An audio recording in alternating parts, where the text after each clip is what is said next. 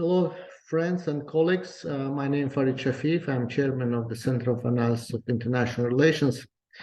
And in the next 15-20 minutes, I would like to talk about the situation around the Lachen corridor, the road near Shusha. As we know, that it's the 11th day that the protest from the Azerbaijani side going on the road, and they demand the access to the mines, gold mines and ore mines, which Azerbaijani side believes is illegally extracted from Azerbaijan and taken away. Before discussing this situation specifically on the Lachen road, I would like to give a bit of background, what is about the situation, a bit about ecological problems, and why situation on the Lachen road is quite serious. So let me start with explainer, the PowerPoint, which is prepared.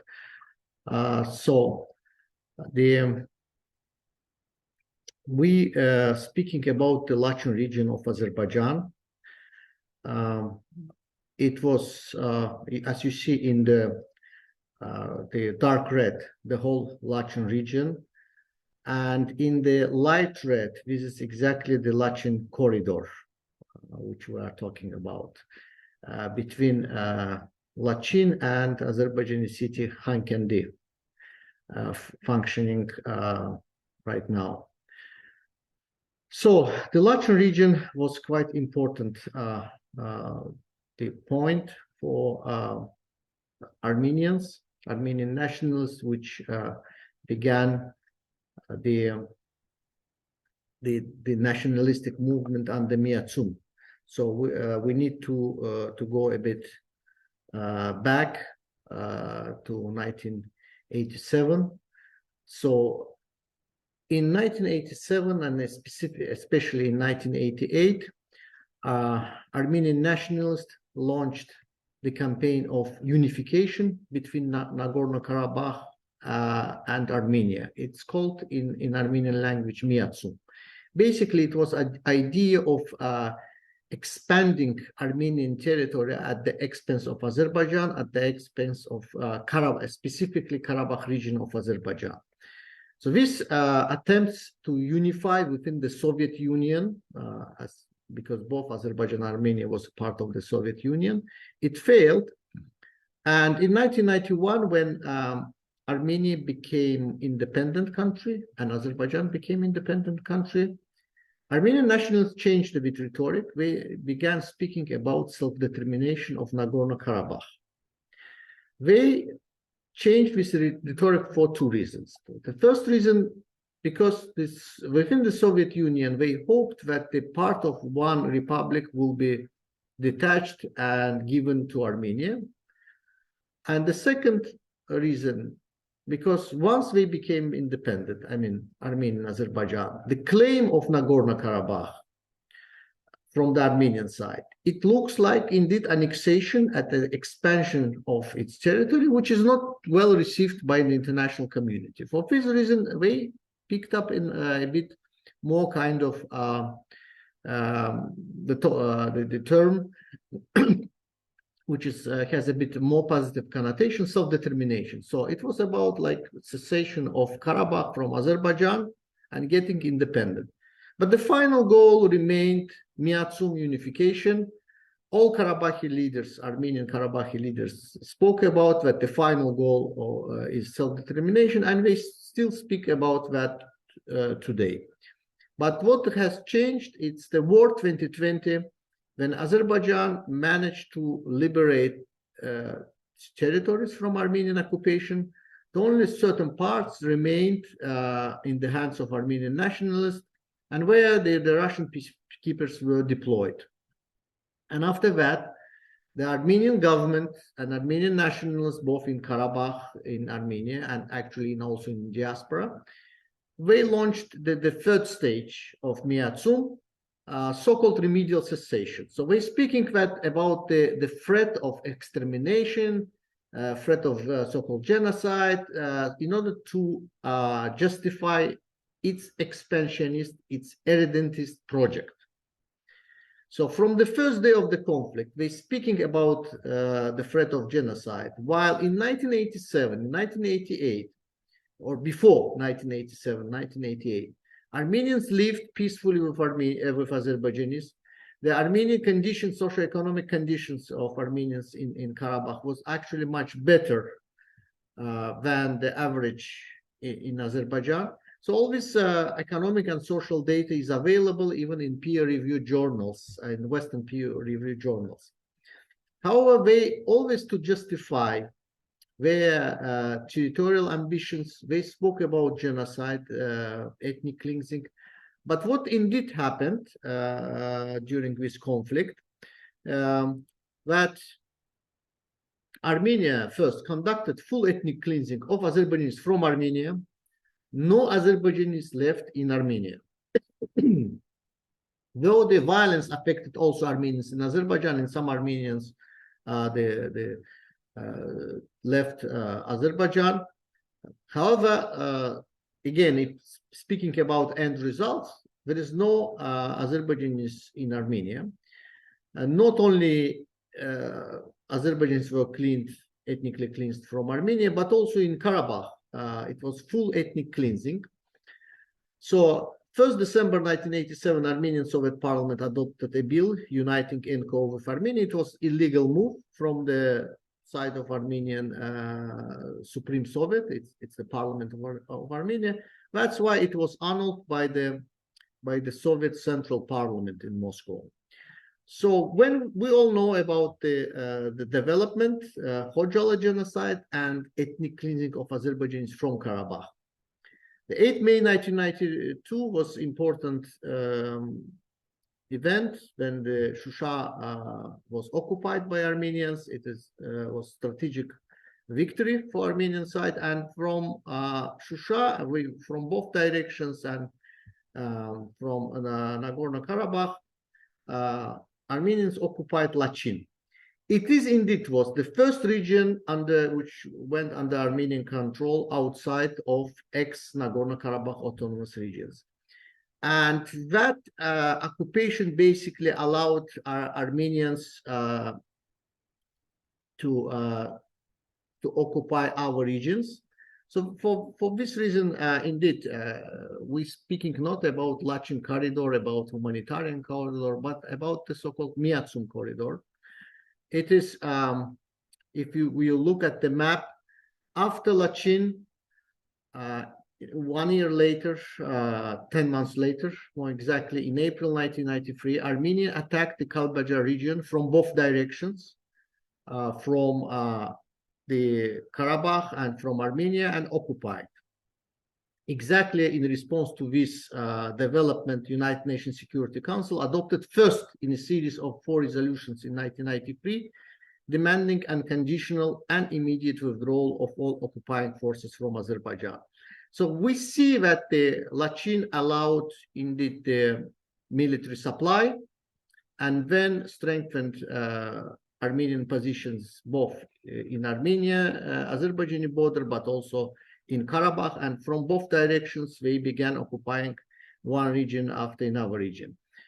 Just briefly, I would like to mention that Karabakh is part of Azerbaijan in terms of the international law. It was reconfirmed by United Nations Security Council resolutions. It was reconfirmed by European Court of Human Rights, and in decision in Chiragov against Armenia in 2015, basically, as European Court of Human Rights said that the Armenia effectively controlled Karabakh, basically because it was important, because Armenians always trying to say that it's not Yerevan, it's not the Republic of Armenia, it's only local Armenians Karabakh, which is controlling Azerbaijani territories.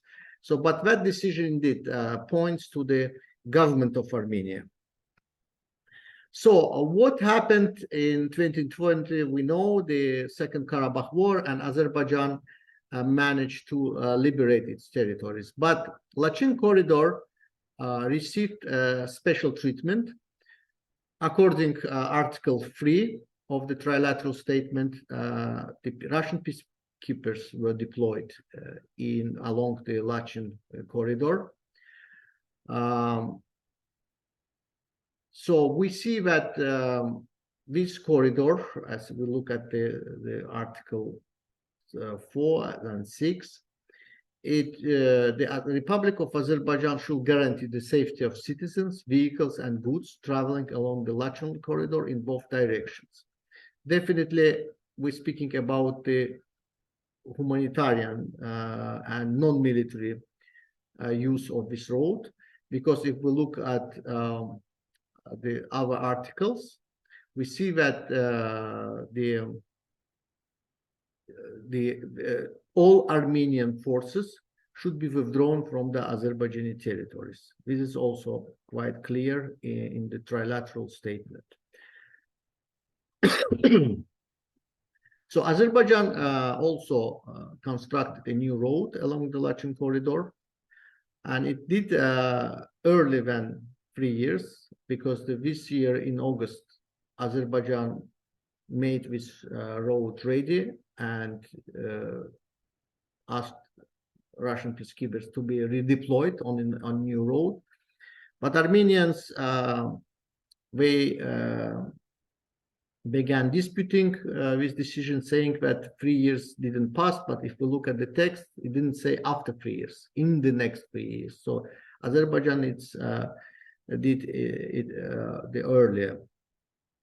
Also, coming to the trilateral statement, there is Article 9, where it says that the Republic of Armenia guarantees the safety of transport links between the western regions of the Republic of Azerbaijan and the Nakhchivan Autonomous Republic in order to organize unimpeded movement of citizens, vehicles, and goods in both directions. So far, Armenia, under different pretexts, refused to give this sort of the passage to Azerbaijanis in order to organize the unimpeded movement of citizens, vehicles, and goods. If we look at the Article 6 and Article 9, we see basically you are involved. We're speaking about the similar regime. While Azerbaijan provided this sort of the access between Armenian and Karabakh region of Azerbaijan, Armenians continue to refuse to grant similar opportunities for Azerbaijan. So we know now 11 days, it's the ecological protest going on on the Lachin Road. And some international observers questions that indeed this is all about ecological problems. It's not only about ecological problems. I will speak about that. But however, people who really seriously study the conflict, they know that one of the drivers of the conflict was the ecological problems. 17th of November 1988, a huge movement in Azerbaijan began because of the threat to the Azerbaijani forest near Shusha, to the forest on Azerbaijan territory. It's called Topkhane. And that was basically the beginning of national liberation movement in Azerbaijan, which ended up with independence of Azerbaijan, by the way. But the core issue, which unleashed both national liberation movement and also the movement to protect Azerbaijan territorial integrity, was indeed the ecological problem, Topkhane movement. Lachin under Armenian occupation from 92 to 2020 was basically destroyed. You see only one picture, the huge areas were destroyed, but several towns was, including the city center, the region center, Lachin, was under Armenian control, under illegal settlements of Armenians. And when Azerbaijan in August this year demanded that all these illegal settlers should go, Armenians again began the campaign, accusing Azerbaijan of ethnic cleansing, genocide. It's the regular narrative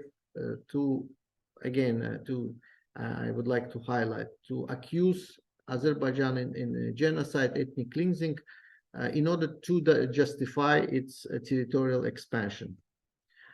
Ecological problems is not the recent one. Anyone who would like to learn more about ecological problems, about illegal extraction of natural resources from Azerbaijan, can access the report, which was prepared by the Center of Analysis of International Relations. You see the web link, and one of the idea, one of the key elements of this report was illegal extraction of natural resources from Azerbaijan's territory. Illegal extraction. There's a company which is called Base Metals from Switzerland. It is owned by the ethnic Armenian, and it was involved in these illegal activities. But there is a bit dynamic. We have to speak about the dynamic, why it's now, what's going on in Karabakh the last 2-3 months. I should underline that indeed the central authorities in Baku, they began dialogue with Karabakh Armenians about the reintegration of Karabakh Armenians into Azerbaijan, and there was some positive responses. But unfortunately, immediately, the international spoilers, the Russian Federation, we've seen the emergence of Russian oligarch of Armenian origin, his name Ruben Vardanyan, who was sanctioned by the US and was involved in money laundering. He denounced his Russian citizenship and went to Karabakh. It will be naive to say that the Russian peacekeepers or Russian authorities, they didn't know about this, or they just, it's obvious they allowed him to move to Karabakh because it's the Russian peacekeeping forces which is indeed control these territories. Interestingly enough, the Ruben Vardanyan has quite a good connection with some Western liberals, with some Western liberal institutions like Carnegie Corporation, Carnegie Endowment, and David Ignatius, the editor of Washington Post, one of the editors of Washington Post. He has personal connections with Ruben Vardanyan, as we can see from his Twitter account. He spoke with Ruben Vardanyan, and not only spoke, but he basically befriended Ruben Vardanyan. So for this reason, why I'm bringing this issue, because we now see a big international pressure on Azerbaijan, with regard to the blockade on Lachen Road.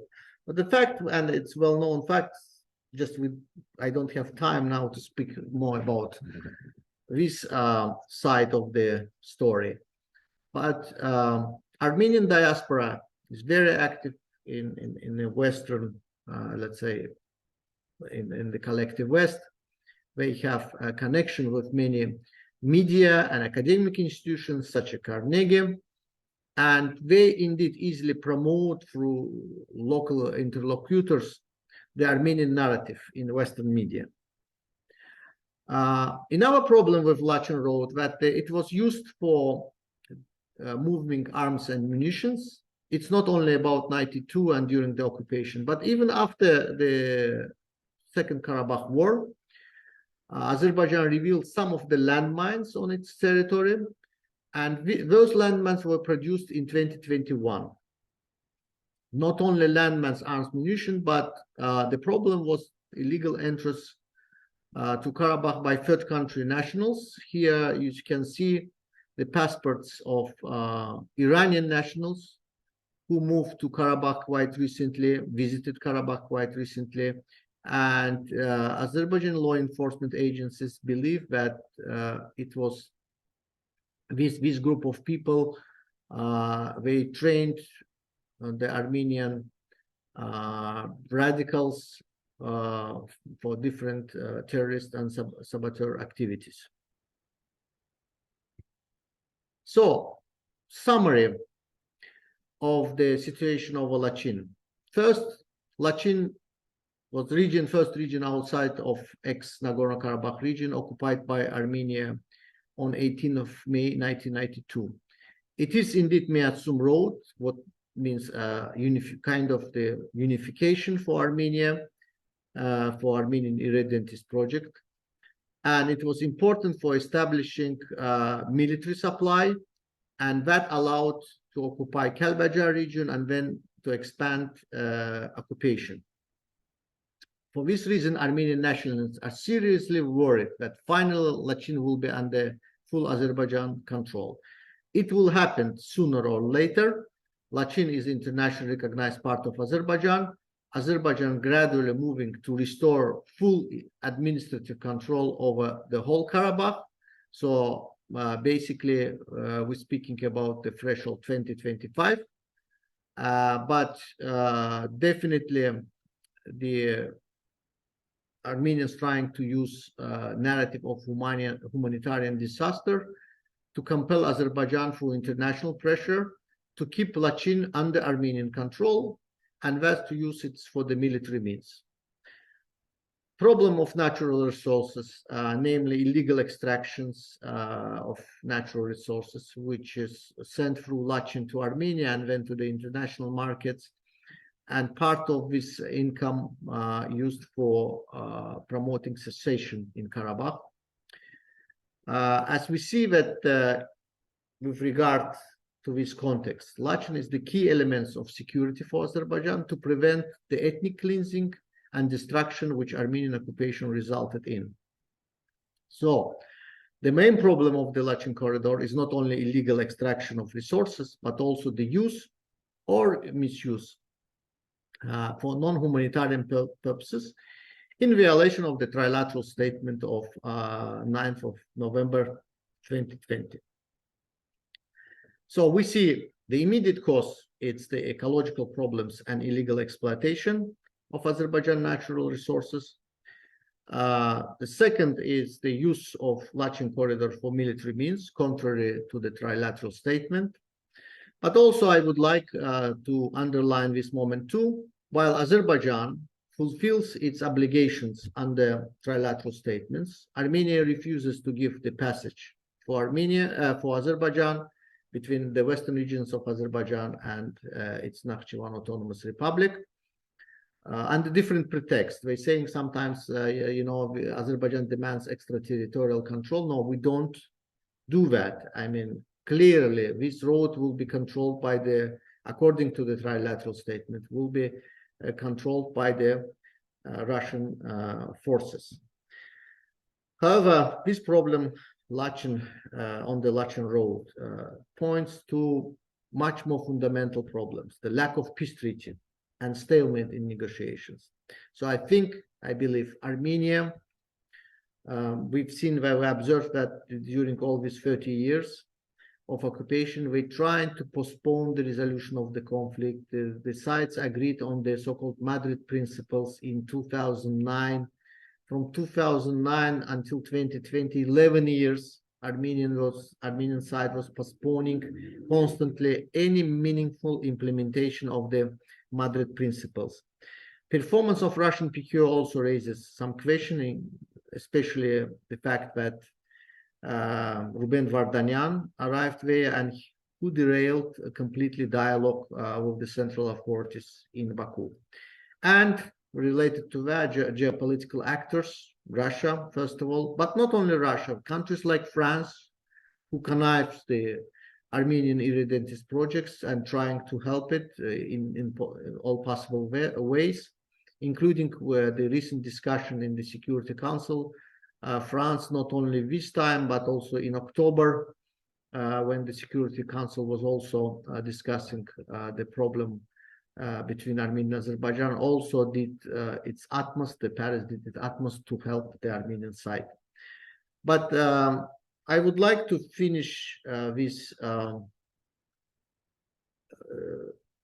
presentation with the clear message that sooner or later Azerbaijan will reach its goal to full control of its internationally recognized territories. We have indeed unique chance now to work and sign peace agreement with Armenia to leave the conflict in the past, to work towards the reconciliation between two peoples affected by the conflict. Definitely, the violence happened in both countries, on both sides, and there is the many tragic pages of story. However, the reason of this bloody conflict was Armenian irredentist project, Armenian territorial claims towards Karabakh region of Azerbaijan, and it was disguised by different narrative on genocide, ethnic cleansing. But what happened indeed that the Azerbaijani territories was fully destroyed.